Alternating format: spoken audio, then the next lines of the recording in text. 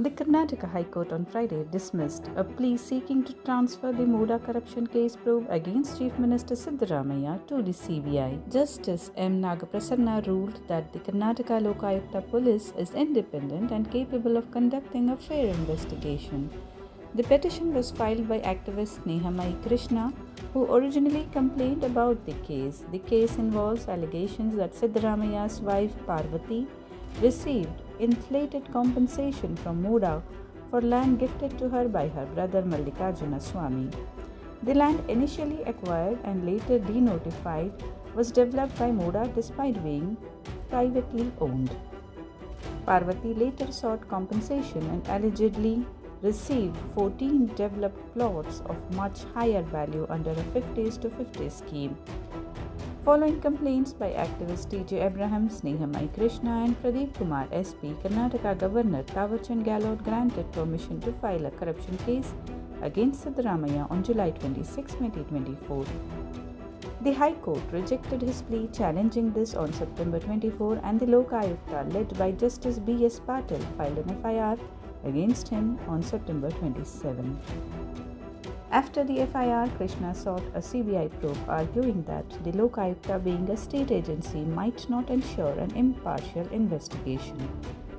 His lawyer, senior advocate Maninder Singh, contended that public confidence required an independent probe. However, senior advocates Kapil Sibal and Dr. Abhishek Manu Sanghvi, representing the state and Siddaramaiah, countered that the Lokayukta has full legal authority under Section 7 of its act to investigate chief ministers. Sanghvi also pointed out that Krishna initially trusted the Lokayukta but changed his stance immediately after the FIR.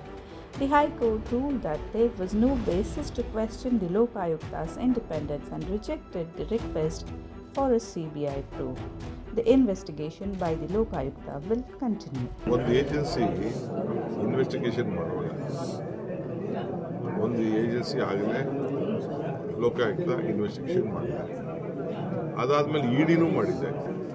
ಇನ್ನೊಂದು ಮೂರನೇ ಏಜೆನ್ಸಿಗೆ ಯಾಕೆ ಕೊಟ್ಬಿಡ್ತಾರೆ? ಆ ಥರ ಕೊಡೋಕ್ಕೆ ಅವಕಾಶ ಇಲ್ಲ.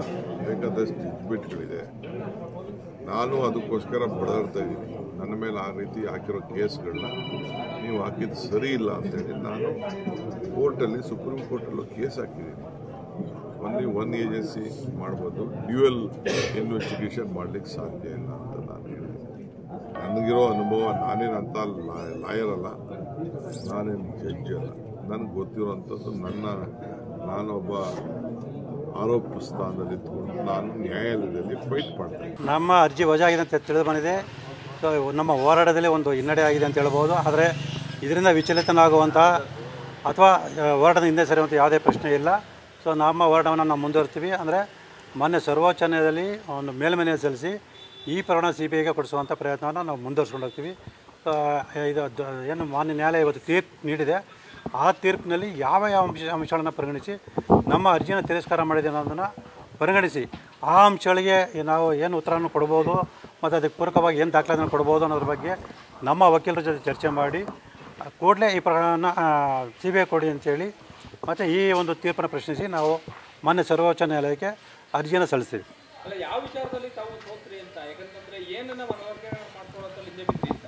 ಸರ್, ನಾವು ಮನವರಿಕೆ ಮಾಡಿಕೊಡಿದ್ವಿ. ಏನು ಲೋಕಾಯುಕ್ತರು ಆರೋಪಗಳ ಜೊತೆ ಶಾಮೀಲಾಗಿ ತನಿಖೆಯನ್ನು ನಿಷ್ಪಕ್ಷಪಾತ ತನಿಖೆ ನಡೆಸಿಲ್ಲ ಅಂತೇಳಿ. ಆದರೆ ಮಾನ್ಯ ನ್ಯಾಯಾಲಯ ಯಾವ ಒಂದು ಅಂಶಗಳನ್ನು ಪರಿಗಣಿಸಿದೆ ಅನ್ನೋದು ಆ ತೀರ್ಪು ನೋಡಿದ ನಂತರ ನಮ್ಗೆ ಗೊತ್ತಾಗುತ್ತೆ. ಅದಾದ ನಂತರ ನಾವು ಈ ಪ್ರಕರಣ CBIಗೆ ಕೊಡಿಸುವಂಥ ಪ್ರಯತ್ನ ಖಂಡಿತವೂ ನಾವು ಮಾಡೇ ಮಾಡ್ತೀವಿ.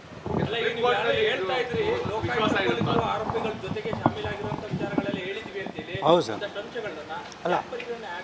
ಅದೇ ಸರ್, ಆ ಅಂಶಗಳನ್ನು ಮಾನ್ಯ ನ್ಯಾಯಾಲಯ ಪರಿಗಣಿಸಿದೆ ಇಲ್ಲೋ ಅನ್ನೋದನ್ನು ನಾವು ತೀರ್ಪನ್ನು ಓದಿದ ನಂತರ ಗೊತ್ತಾಗುತ್ತೆ.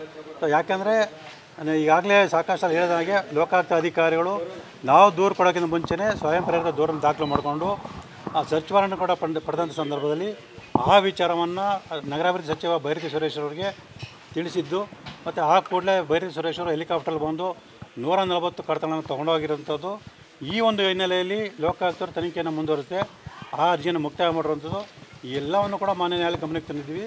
ಅದ್ರ ಜೊತೆಗೆ ಸಿದ್ದರಾಮಯ್ಯ ವಿಚಾರಣೆ ಒಳಪಡಿಸೋ ಸಂದರ್ಭ ಅಂದರೆ ವಿಚಾರಣೆ ಒಳಪಡಿಸುವಂಥ ಸಮಯವನ್ನು ತನಿಖಾಧಿಕಾರಿ ನಿಗದಿ ಮಾಡಿದ್ದು, ಆದರೆ ವಿಚಾರಣೆಯಿಂದ ಹೊರಗೋಗುವಂಥ ಸಮಯವನ್ನು ಸಿದ್ದರಾಮಯ್ಯ ನಿಗದಿ ಮಾಡಿದಂಥದ್ದು. ಇದೆಲ್ಲವನ್ನು ಕೂಡ ನಾವು ಮಾನ್ಯ ನ್ಯಾಯಾಲಯ ಗಮನಕ್ಕೆ ತಂದಿದ್ದೀವಿ. ಆದರೆ ಮಾನ್ಯ ನ್ಯಾಯಾಲಯ ಏನು ಲೋಕಾಯುಕ್ತರು ಏನು ವರದಿಗಳು ಕೊಟ್ಟಿದ್ದಾರೆ ಆ ವರದಿಗಳನ್ನು ಆಧರಿಸಿ ಬಹುಶಃ ಸರಿಯಾದ ನಿಟ್ಟಿನಲ್ಲಿ ತನಿಖೆ ನಡೀತಾ ಇದೆ ಅನ್ನೋ ಒಂದು ಹಿನ್ನೆಲೆಯಲ್ಲಿ ಈ ತೀರ್ಪನ್ನು ಕೊಟ್ಟಿರ್ಬೋದು ಅಂತ ಅನಿಸುತ್ತೆ. ಸೊ ಹಾಗಾಗಿ ಆ ತೀರ್ಪನ್ನು ಪಡೆದ ನಂತರ ಅದರಲ್ಲಿರ್ತಕ್ಕಂಥ ಲೋಪದೋಷಗಳನ್ನು ಗುರುತಿಸಿ ಸೊ ಮಾನ್ಯ ಸರ್ವೋಚ್ಚ ನ್ಯಾಯಾಲಯಕ್ಕೆ ನಾವು ಕೂಡಲೇ ಮೇಲ್ಮನೆ ಸಲ್ಲಿಸ್ತೀವಿ. ನಾವು ಇದನ್ನು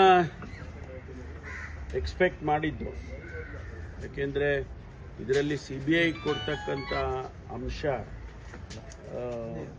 ಏನು ಇರಲಿಕ್ಕಿಲ್ಲ ಅನ್ನೋದು ಒಂದು. ಜೊತೆಗೆ ಲೋಕಾಯುಕ್ತ ಸಂಸ್ಥೆ ಏನು ಇನ್ವೆಸ್ಟಿಗೇಷನ್ ಮಾಡ್ತಾ ಇದೆ ಅದರ ಮೇಲೆ ಕೂಡ ಒಂದಿಷ್ಟು ಫೇತ್ ಇರಬೇಕು ಅನ್ನೋದು.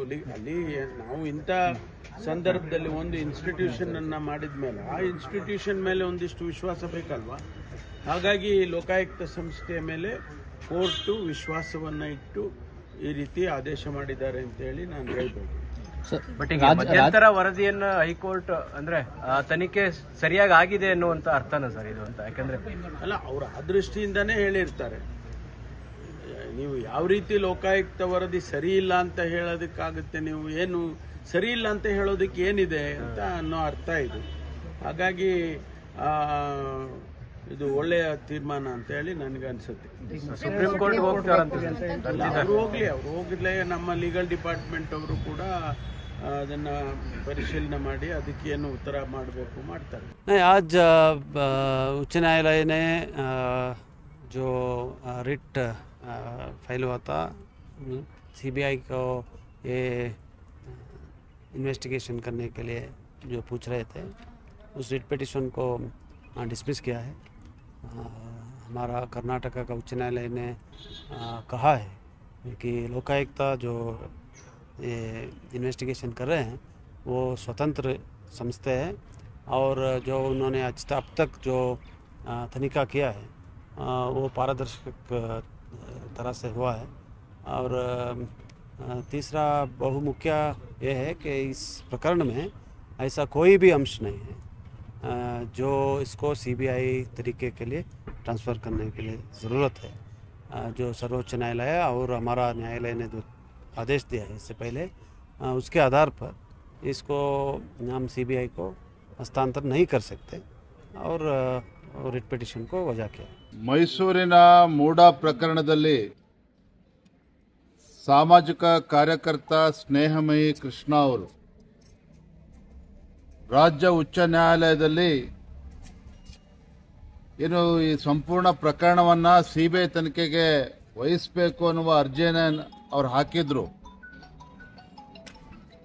ಆ ಅರ್ಜಿಯನ್ನ ಮಾನ್ಯ ರಾಜ್ಯ ಉಚ್ಚ ನ್ಯಾಯಾಲಯ ತಿರಸ್ಕರಿಸಿದ್ದಾರೆ.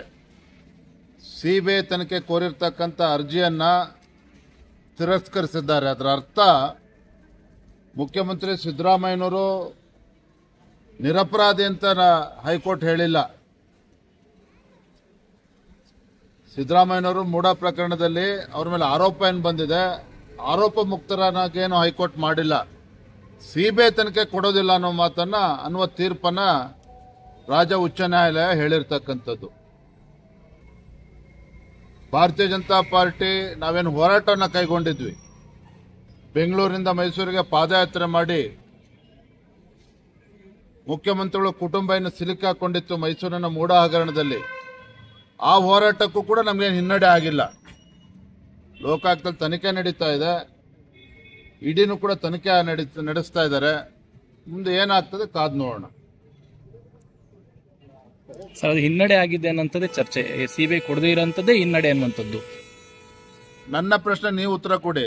ರಾಜ್ಯ ಉಚ್ಚ ನ್ಯಾಯಾಲಯ ಮುಖ್ಯಮಂತ್ರಿಗಳು ಅಥವಾ ಮುಖ್ಯಮಂತ್ರಿಗಳ ಕುಟುಂಬ ನಿರಪರಾಧಿ ಅಂತ ಹೇಳಿದೆ ಆ ತೀರ್ಪಿನಲ್ಲಿ. So then there ends the matter.